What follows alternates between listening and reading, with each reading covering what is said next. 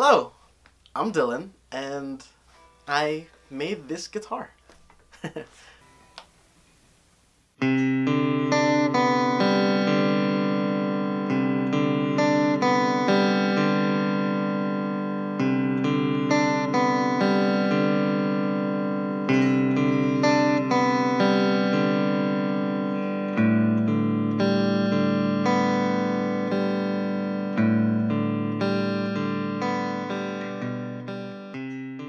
So, I've been playing guitar since I was about 12, but I don't think I really ever fell in love with the instrument until like last year. I liked it and all, but it was always just a necessary tool for what I really wanted to do was sing and write my own songs. At some points I would feel kind of hung up, like I'd run out of things to do on the guitar and I'd started to look for other instruments and other ways to enjoy myself. And I kind of came to a crisis when I started working on my upcoming album Happy Tears because I wanted it to sound big and full, but I was just so tired of guitars. Which is silly because like, it's the main instrument of my genre. So last year I decided, nope, I'm gonna get over this love-hate relationship I have with this thing. I'm gonna figure out exactly what makes a guitar tick, what makes it good, what I have to do to make it make the sound that I want it to make.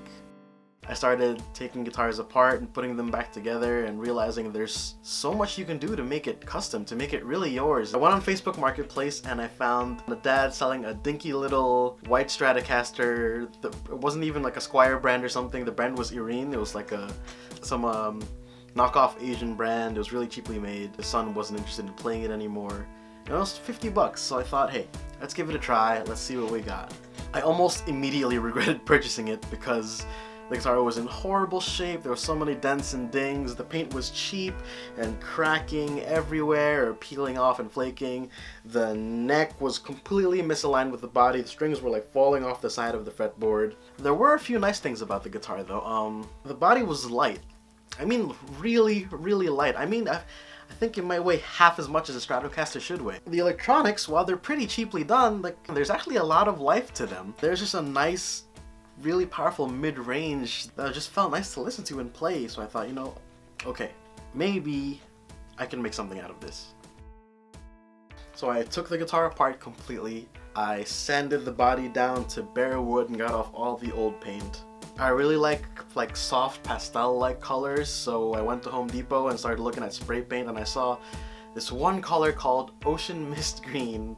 I looked at it and I just knew, like, yeah, that's the one. I painted this thing in my backyard, just layer by layer, one at a time, like sanding to perfection, rinse and repeat till there was enough paint, and then you had to put clear coat on it to protect it, and this process took months and months of trial and error in my spare time, but eventually I got something. I finished the body in satin clear coat, which I really like. I've had a few guitars with some satin properties about it, and it feels really nice just how smooth it is and how your hand kind of just glides across the guitar, and it makes me feel like my playing is really fast and fluid. I thought that would be a great fit for this lightweight thing, because then maybe it would feel more fun to throw around and kind of just rock out and jam with and not hold back. And I had the idea that I like how sometimes you'll see a guitar and the headstock will be colored the same as the body, so I said, hey, let's try to match that if I can. Yeah, and slowly, bit by bit, this just started becoming something more mine, something that I made. These frets were in horrible shape, the edges were so sharp, it would be so easy to just cut yourself trying to slide across, so I got some tools to file them down and round them over and make them smooth and so that they play evenly across the board and that your hand just glides through with no problem at all. Put new tuners on it. I even painted the pick guard to match the satin of the body. I got a new nut for it. I got a Graphtec nut. That's helpful a lot to make it sound a little better. And again, the neck was misaligned. If you look real close, it's actually held together by cardboard, which as soon as I hit the first chord, it just felt like it was mine, and I knew that I had done something cool, and it stopped being just a project and it became something that was greater than the sum of its parts, and man, I'm just really proud of it, Yeah, let's demo this thing. Alright, so this is clean.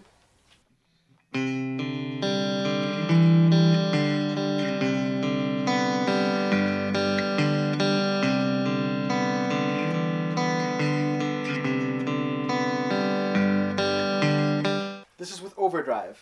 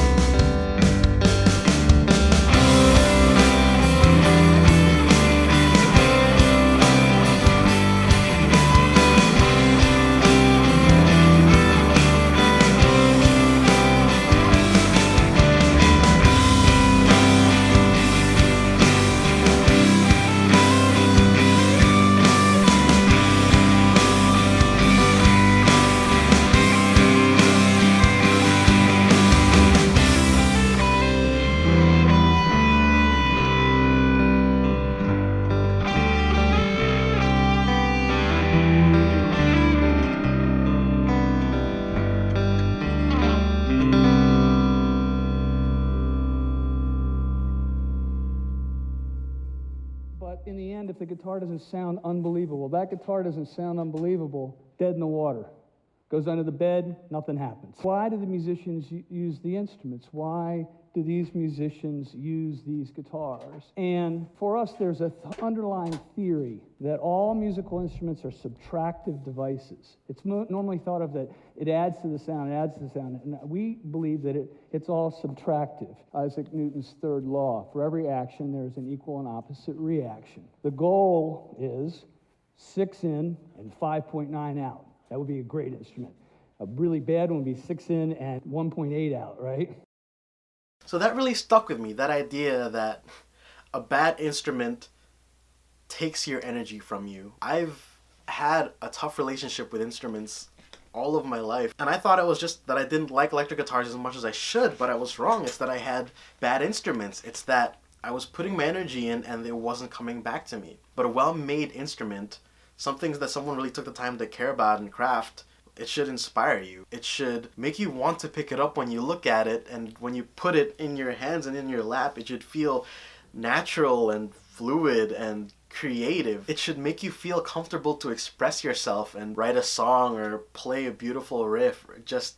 It should be a powerful experience, and that's what I want to have with all of my instruments, and that's the experience that I want to give people with their instruments. So many people struggle with their guitars and try to solve that problem by looking at these high price tag guitars that go into crazy amounts. And while that's not necessarily a bad thing, because there's a lot of really cool, amazing guitars out there that I wish I could buy too, it's just not about the price, it's about the feel. Does it feel right in your hands? This thing is cheap in a lot of ways. But guitars are very complex mechanical systems, and there's a lot of small details that all add up together to be greater than the sum of their parts. And when you get it added up just right, you get something that just feels good. This feels good to me. This gives me back a lot of the energy that I put into it. This makes me want to make more guitars. So yeah, I think I realized that I really enjoy custom guitar builds, and I would really enjoy making some guitars for you guys. So I'm starting my own guitar brand, and it's going to be called Hello Guitars.